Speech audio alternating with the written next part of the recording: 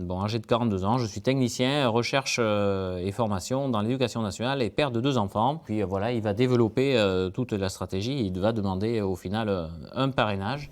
Laurent Mathieu a bien failli cette fois-ci ne parrainer personne, tant il n'en pouvait plus des sollicitations plus nombreuses qu'à la précédente présidentielle.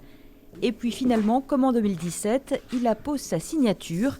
Mais le maire de Montignac ne choisit pas parmi les candidats médiatiques en mal de parrainage. La dernière fois, j'avais parrainé quelqu'un qui n'était pas forcément de ma sensibilité, mais qui apportait un débat ouvert sur l'Europe. Cette fois-ci, j'ai préféré très simplement apporter un parrainage à quelqu'un qui porte un discours qu'on peut entendre, qui est audible et qui propose des solutions qui me paraissent intéressantes. À Colly-Saint-Amand, Vincent Geoffroy fait partie des nombreux maires de villages sans étiquette. Pour sa deuxième présidentielle, il ne varie pas. Il ne parrainera personne. Il se trouve qu'il y a un grand nombre, voire même une majorité de conseillers municipaux qui sont dans mon conseil, dont je ne connais pas forcément les opinions politiques. Et pour moi, le parrainage correspond à un engagement.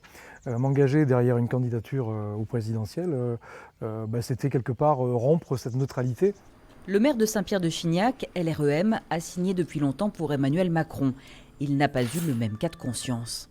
On n'engage pas le conseil municipal quand on parraine quelqu'un, c'est personnel. Parrainer quelqu'un, c'est pas être d'accord avec lui. Ça fait partie du métier de maire. Voilà. On l'assume, on le fait et on évite toute polémique et les élections se passeront bien. En Dordogne, 154 élus, maires, conseillers régionaux, départementaux, ont pour l'instant parrainé un candidat à cette élection présidentielle.